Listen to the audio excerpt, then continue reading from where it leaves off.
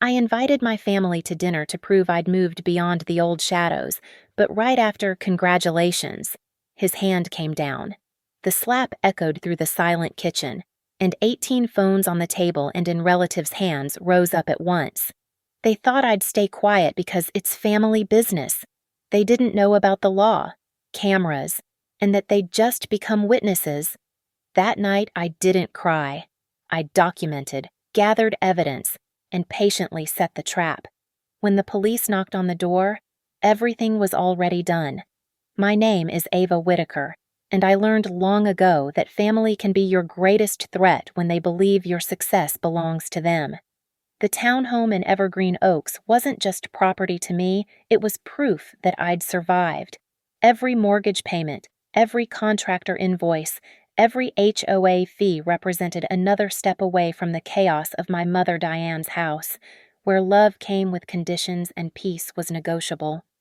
I'd chosen this specific unit for the morning light that flooded the kitchen at 7:45 a.m., turning the white oak table I'd custom ordered into something almost holy. That table had cost me 3 weeks of overtime at Harborline Studio, but watching the sun hit its grain while I drank my coffee made every late night worth it. The dinner was supposed to be a peace offering.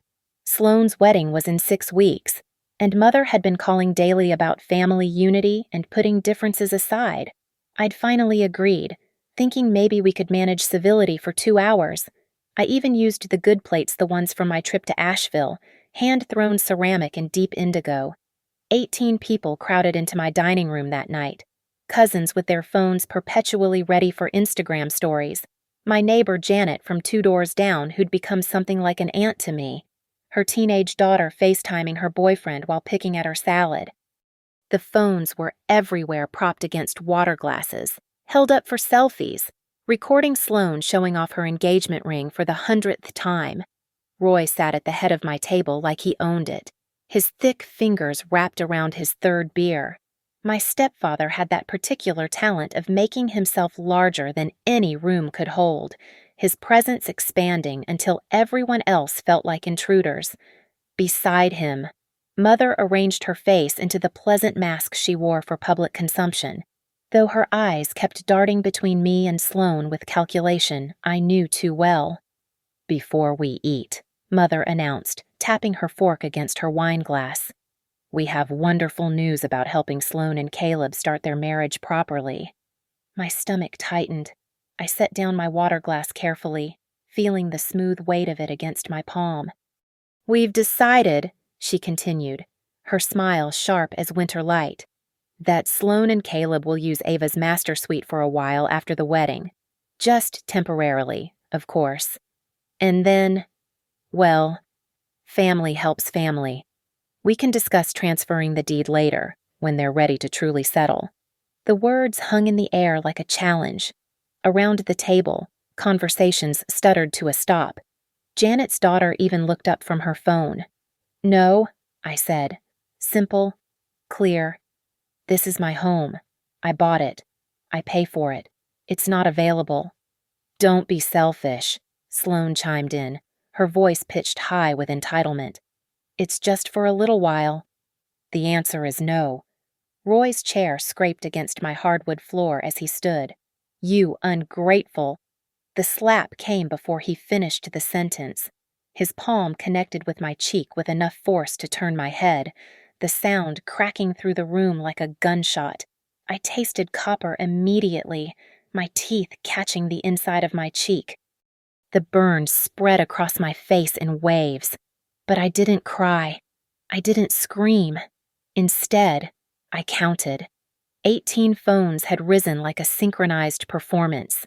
Some held steady, recording.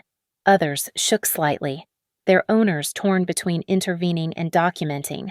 Janet had hers positioned perfectly, catching Roy's face in profile, his hand still half raised.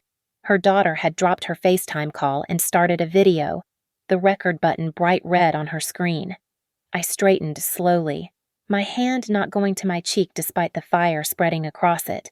I looked at each face around my table, some shocked, some guilty, some still recording with the detached fascination of people watching drama that wasn't quite real to them yet. "Thank you," I said quietly, my voice steady despite the tremor in my chest.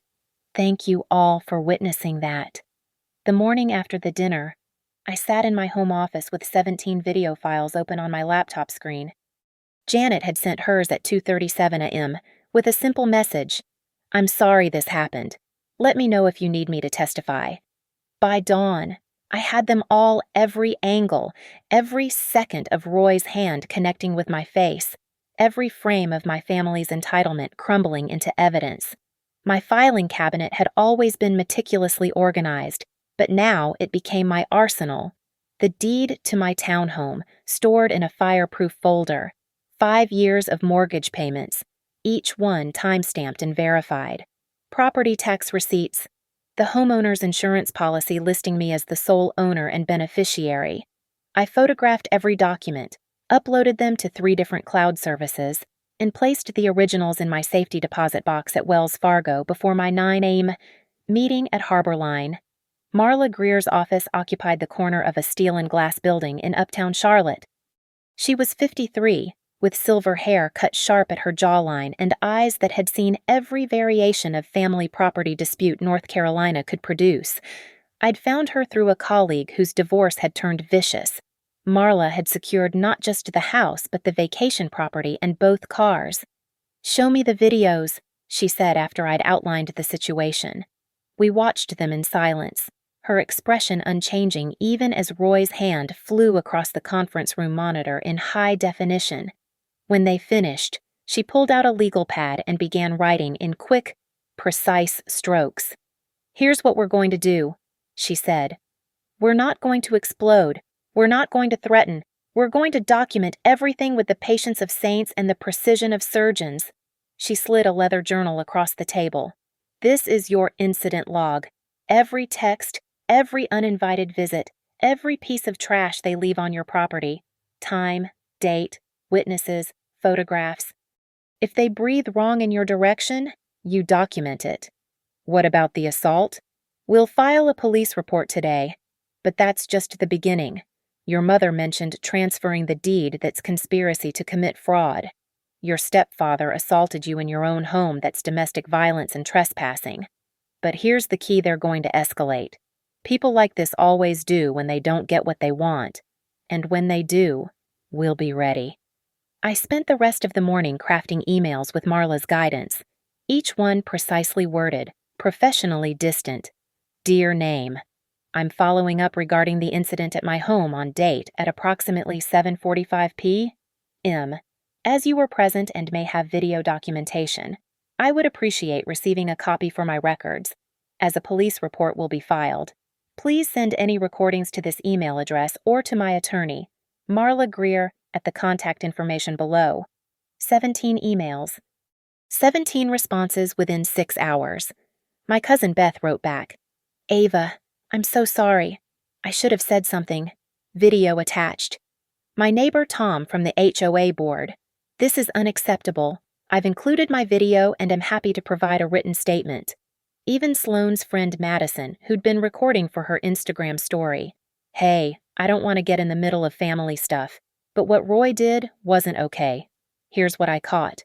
Each video went into a folder. Each folder went into a case file. Marla had me write out a timeline in excruciating detail what was said, who stood where, the exact sequence of Mother's announcement to Roy's assault. I included the burn of my cheek, still tender 12 hours later, the slight swelling visible in the bathroom mirror. Now, Marla said when I'd finished. We wait. Keep living your life. Go to work. Document everything. And whatever you do, don't engage with them directly. Every word goes through me now. Why, that evening, I installed 2 more cameras, one covering the front door from the inside, another watching the back patio. The doorbell camera had always been there, but now I upgraded the cloud storage, ensuring nothing would be lost. At 11:17 p.m., my phone buzzed. Mother, we need to talk about your behavior at dinner. Family doesn't involve lawyers. I screenshot the message, added it to the log with the timestamp, and set my phone to silent. The trap wasn't just set, it was armed. And I had 17 witnesses ready to testify that I hadn't imagined a single second of it. The invasions started small, almost innocent if you didn't know my family's playbook. Wednesday morning, 3 days after the dinner, I found Diane's coffee mug on my kitchen counter, the gaudy one with "World's Best Mom" that she'd bought herself 5 years ago. She still had my spare key from when I'd had the flu last winter. I'd meant to get it back. Now it was too late. I photographed the mug at 8:12 a.m., noting in my log that I'd locked the house at 10:45 p.m. the previous night. The security footage showed Diane entering at 6:50 a.m., moving through my kitchen like she owned it, making coffee with my Nespresso machine, leaving the pod out on the counter like a calling card. Thursday brought boxes. Sloane's wedding planning materials temporarily stored in my front hallway, fabric samples draped over my couch, a vision board propped against my television. When I came home from Harbor Line at 6:20 p.m., Caleb was in my kitchen, using my granite countertops to assemble invitation packages. "Oh, hey, Ava," he said, not looking up from the gold-embossed cards. "Sloane said you wouldn't mind. We needed space to work." I didn't respond. I took photos, every box, every ribbon, every scatter of glitter on my clean counters. The security camera caught me walking through my own home like a forensic investigator, documenting the invasion without touching a single item.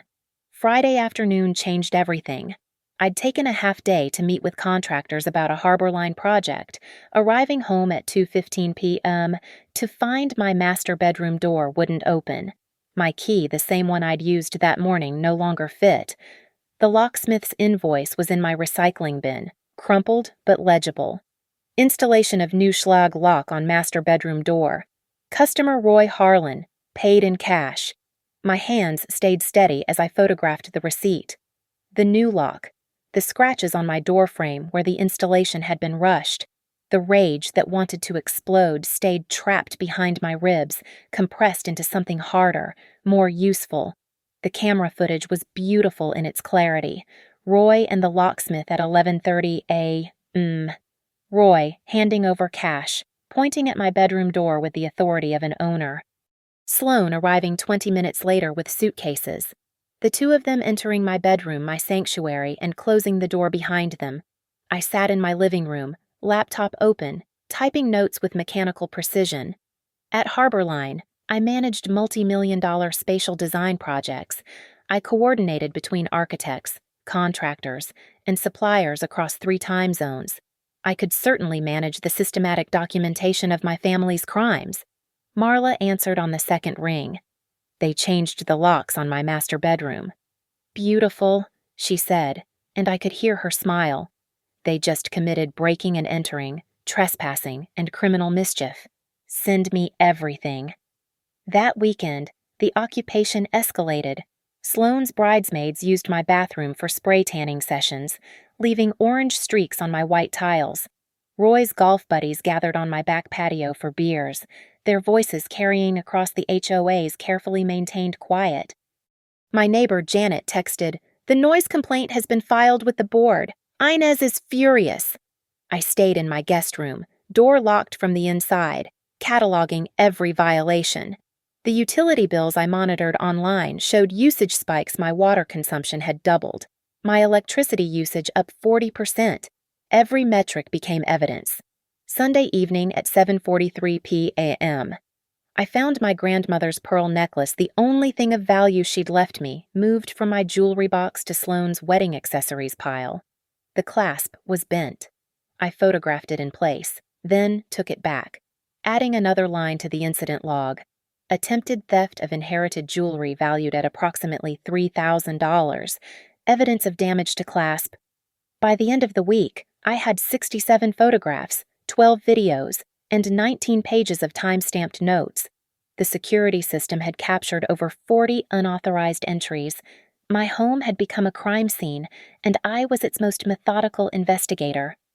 When Diane texted Monday morning, "Stop being dramatic. Family shares. If you can't understand that, maybe you don't deserve such a nice house." I didn't respond. I simply added it to the file Marla had labeled Exhibit E Pattern of Harassment and Intimidation. The trap wasn't just set anymore. They'd walked into it, locked themselves in, and handed me the key. Saturday arrived with 32 cars crammed into Evergreen Oaks' pristine streets. The intimate bridal shower Sloan had mentioned became a full production, complete with a balloon arch blocking my front door and a catering van parked across my carefully maintained lawn. Deep tire tracks gouged through the new sod I'd installed just 2 months ago, $1,200 of Kentucky bluegrass destroyed by 10:30 a. I watched from my car, parked 3 houses down, as strangers flowed in and out of my home carrying gift bags, champagne bottles, and armfuls of white roses. My security app showed the interior cameras capturing everything women in sundresses sprawled across my furniture, someone's heel puncturing my leather ottoman, red wine splashing onto my cream carpet.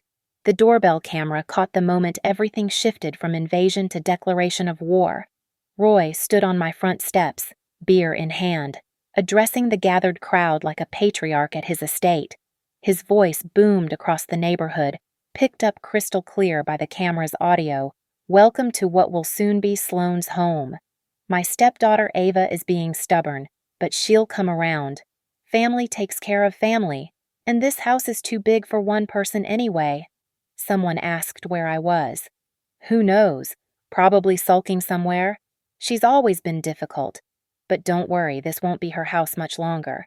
We're taking care of the paperwork to transfer everything properly." The crowd laughed. 30-plus people laughing at my absence from my own home, toasting to my dispossession with champagne I hadn't provided. Janet texted me from her house, recording everything from my window. "This is insane. Tom from the HOA board is here too. He's taking photos of the cars blocking the fire lane." At 2:17 p.m., I tried to return home, just to get my laptop charger, my prescription medication from the bathroom cabinet. The front door was blocked by bridesmaids taking group photos. I went around to the back. Roy intercepted me at my own patio door. "You're not welcome here right now," he said, his bulk filling the doorframe. Behind him, I could see strangers in my kitchen, someone cutting a cake on my grandmother's serving platter. "This is my house. Move." "Not anymore. It isn't." He stepped forward, forcing me to step back. "You want to be selfish? Fine, but you'll do it somewhere else. This is Sloan's day, in Sloan's future home." He pushed me. Not a slap this time, a 2-handed shove that sent me stumbling backward onto the grass. My ankle twisted, and I went down hard, my phone flying from my hand. The patio camera caught everything, including the faces of 3 bridesmaids watching from my kitchen window. "Get out," Roy said, standing over me. "And don't come back until you're ready to sign papers like a good daughter should." The crowd inside cheered at something Sloan opening another gift. Probably.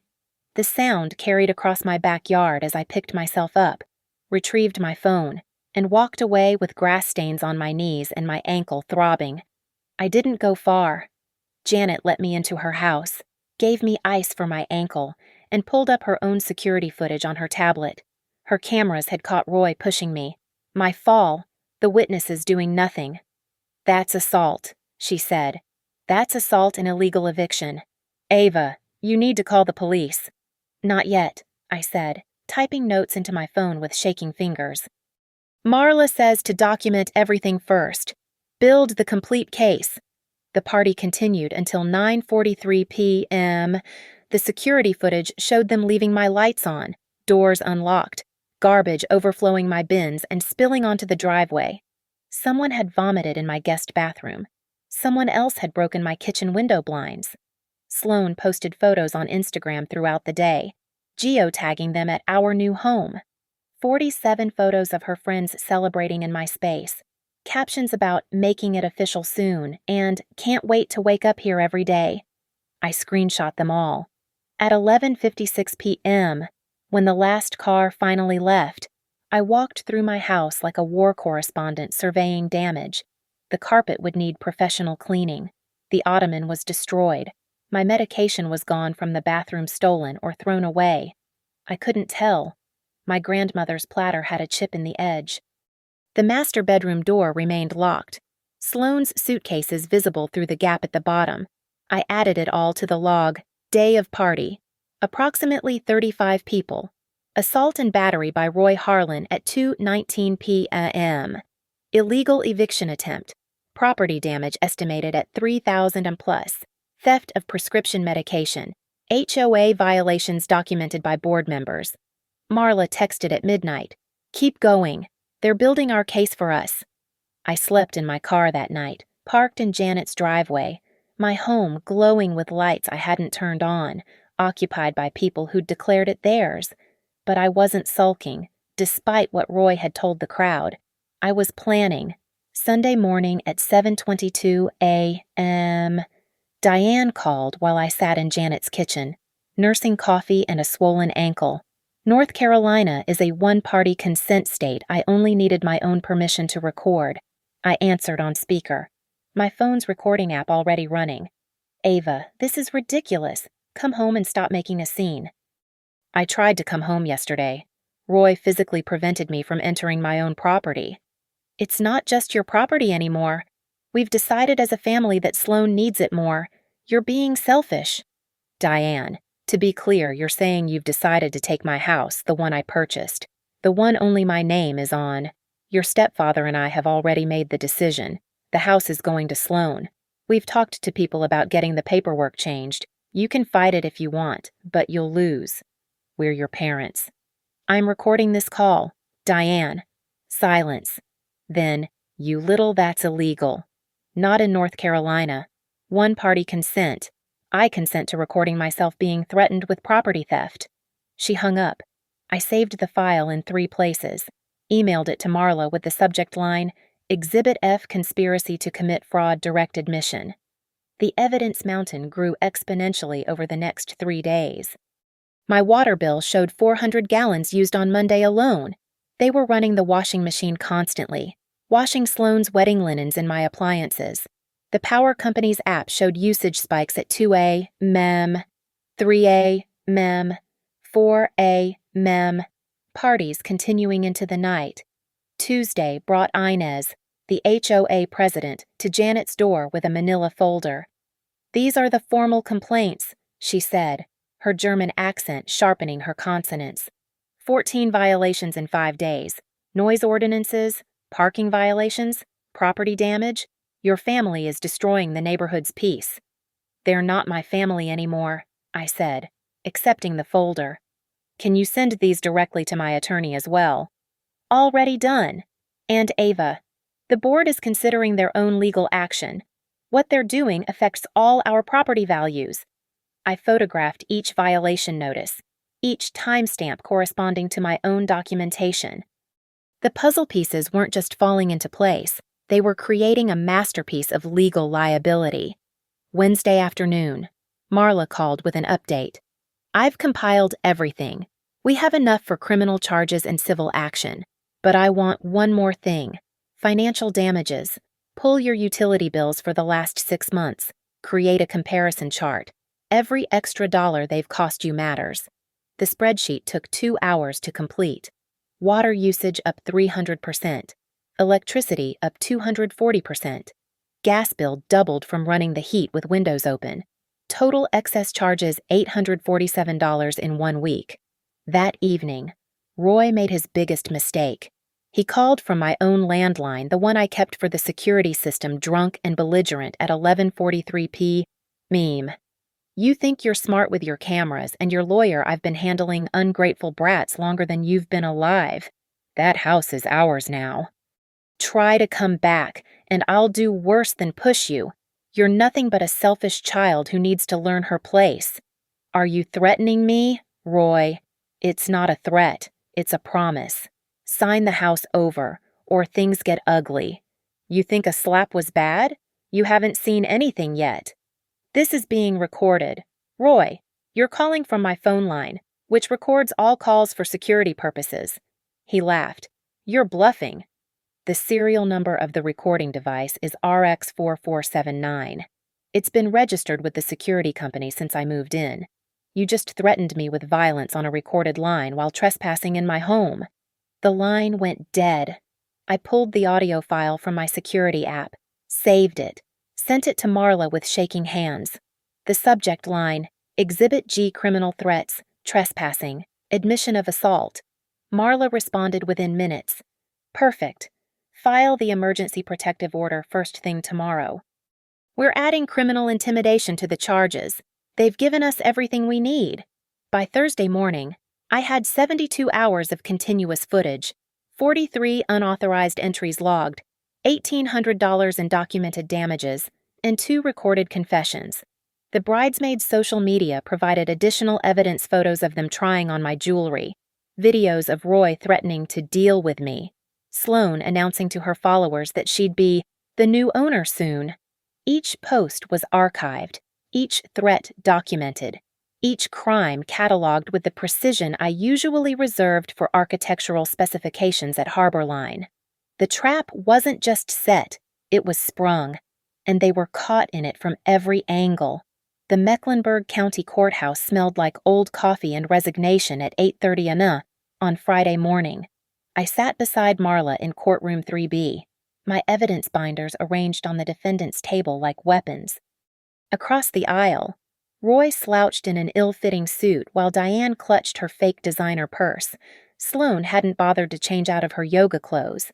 Their lawyer, a sweating man named Garrett who looked like he'd rather be anywhere else, shuffled papers nervously.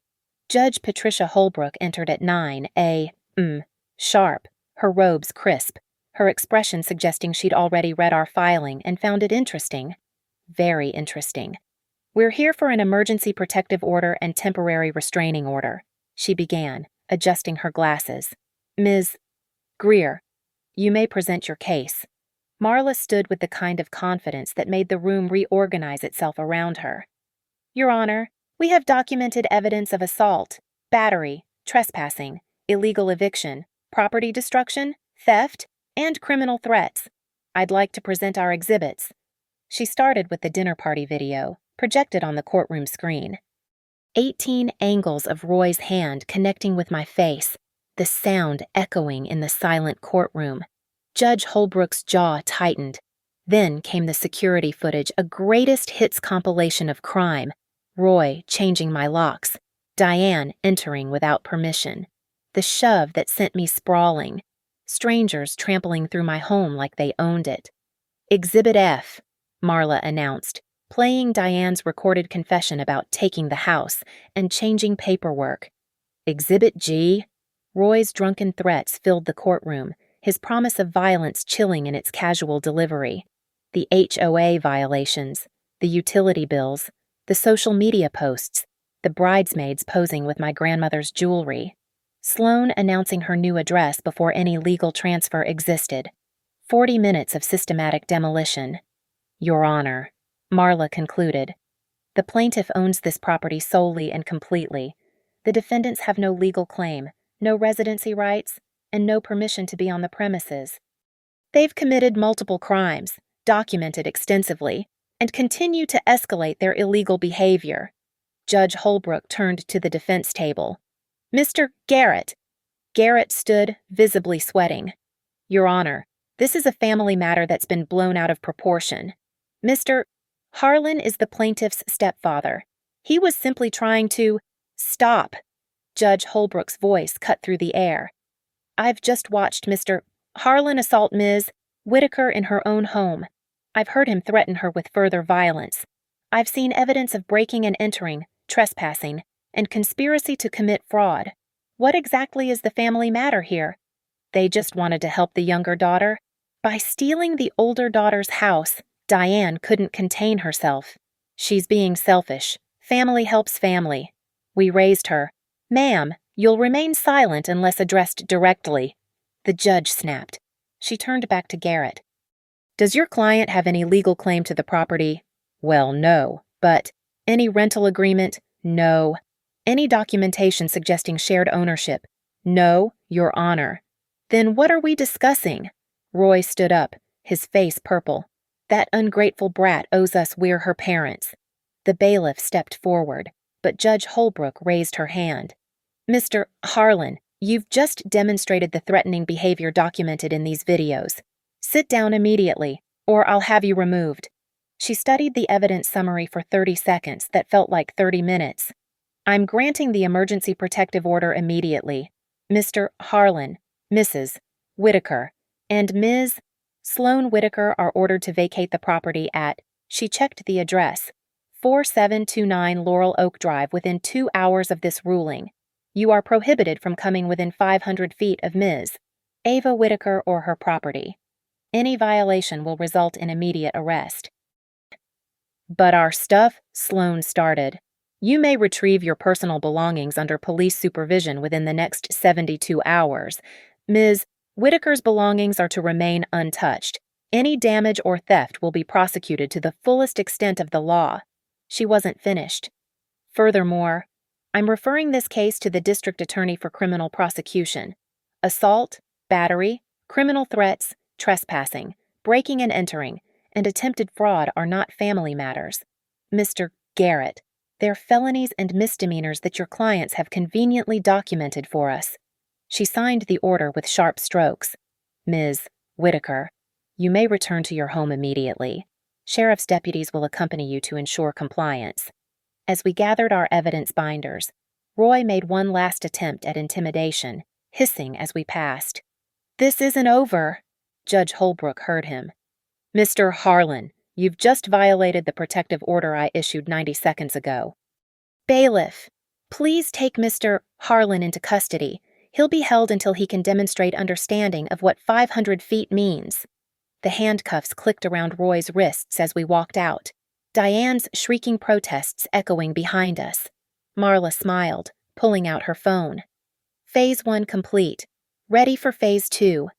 2 sheriff's deputies arrived at my house at 11:15, their presence turning my quiet street into the day's entertainment. Neighbors appeared on porches with coffee mugs, pretending to check mail or water plants that didn't need watering.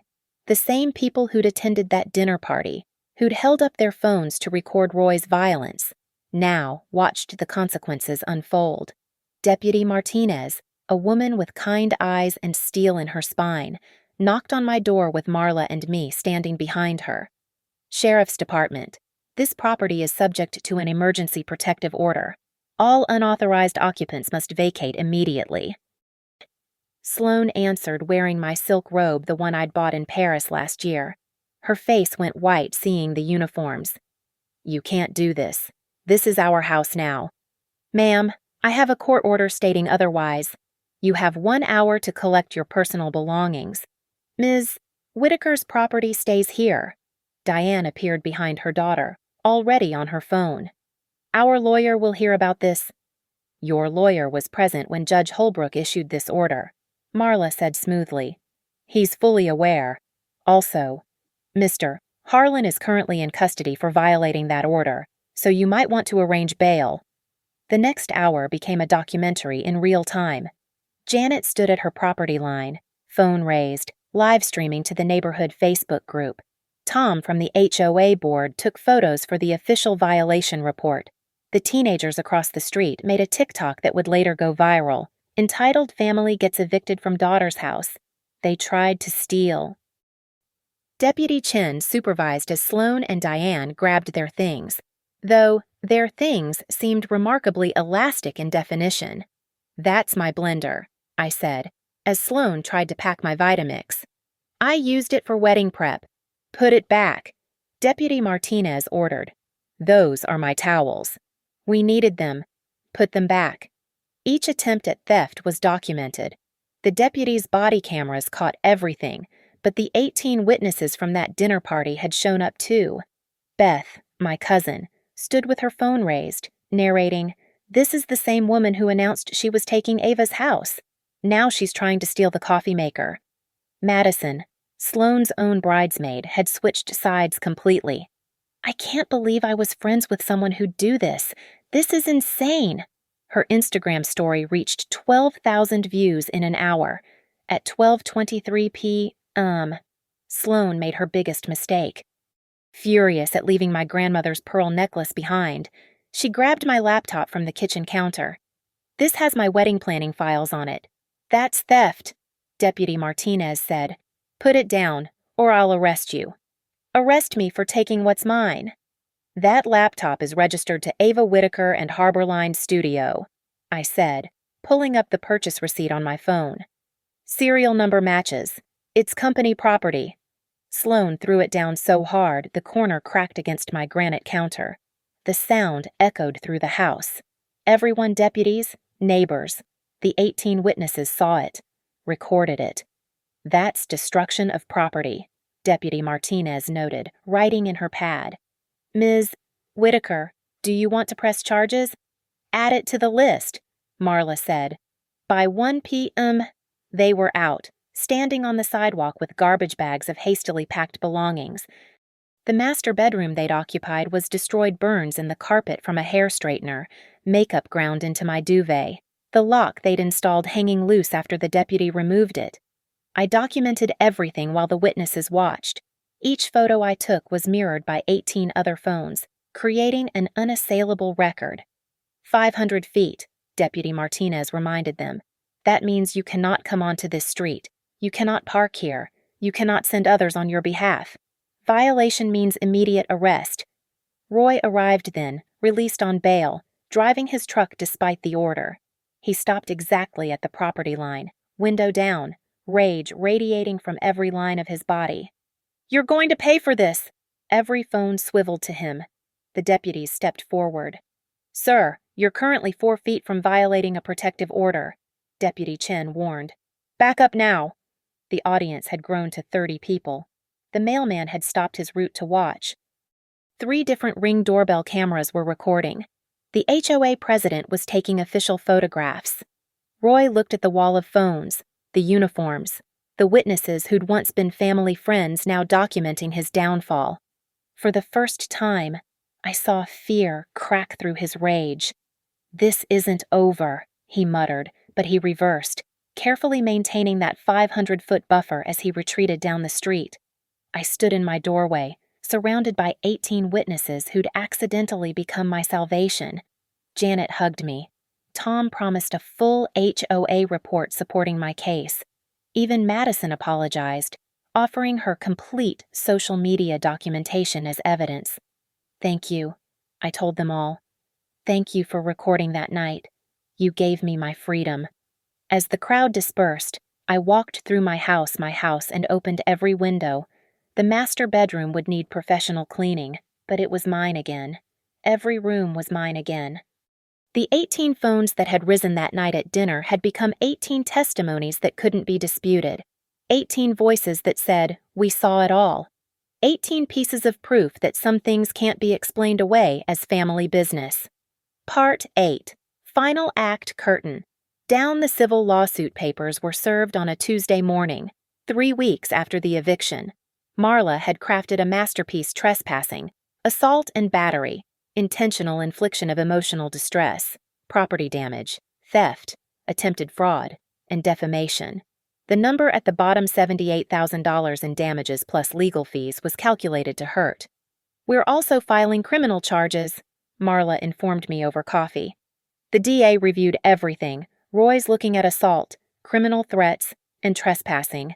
Diane gets conspiracy to commit fraud.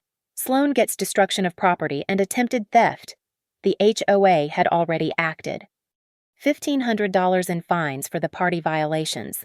Documentation sent to every homeowner warning about allowing non-residents to cause disturbances. Inez personally delivered a notarized statement supporting my civil case, along with security footage from the HOA's street cameras.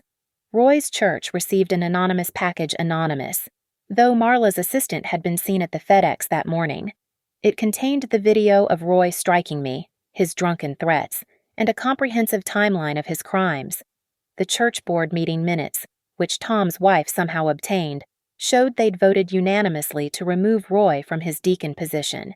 His reputation, so carefully built on Sunday morning performances, crumbled in a single Wednesday evening vote.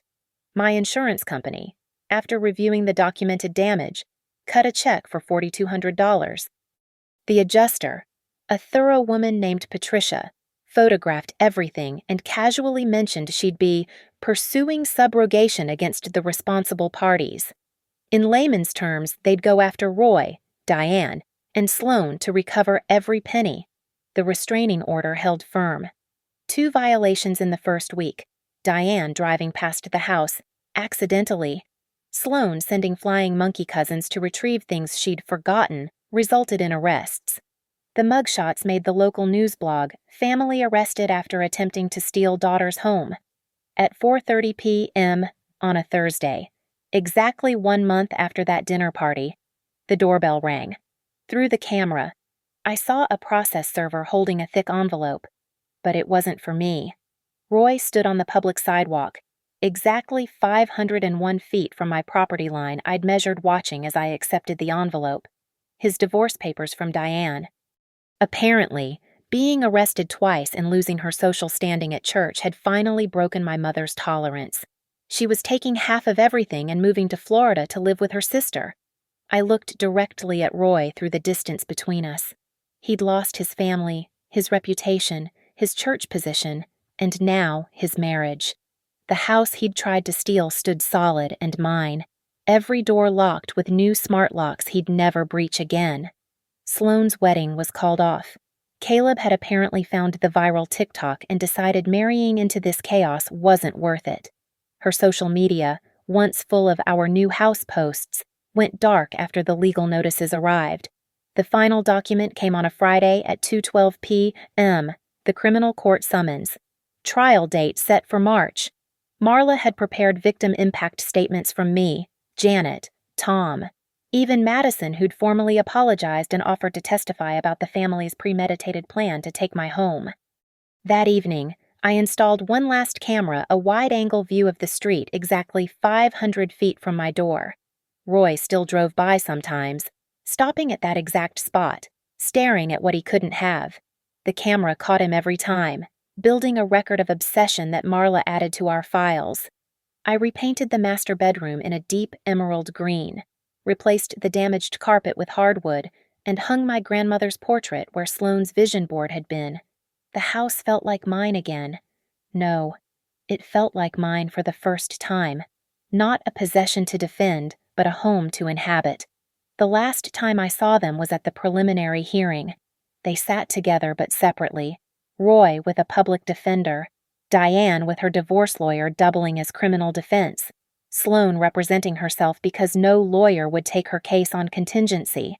They looked smaller somehow, deflated, like bullies who'd finally hit someone who hit back harder.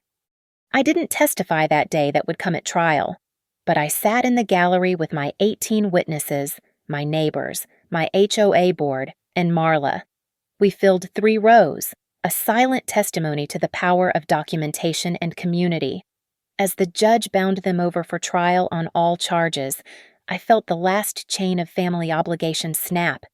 They'd drawn the battle lines that night at dinner, when Roy's hand crossed more than just physical boundaries. They'd escalated at every turn, thinking I'd crumble like I had as a child. They forgot I wasn't a child anymore.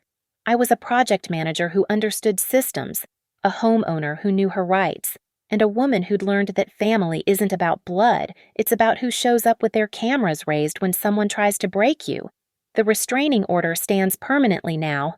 The civil judgment bankrupted Roy. The criminal convictions are pending. But Marla says with 18 witnesses and hundreds of exhibits, it's just a formality. My house is quiet now, perfectly quiet. Exactly as I dreamed when I signed those papers 5 years ago. The morning light still hits the oak table at 7:45 a.m., turning the grain golden. I drink my coffee in peace. My grandmother's pearls safe in their box. My doors locked with codes only I know. They wanted to take everything. They lost everything instead. Thank you for listening to my story. I'd love to know where you're listening from. Drop a comment below and let's connect. If this story resonated with you, please subscribe to the channel and share your thoughts. Have you ever had to stand up to family members who crossed the line? How did you handle it? Your stories matter too. And I read every comment. Don't forget to subscribe for more real-life stories of justice and standing your ground.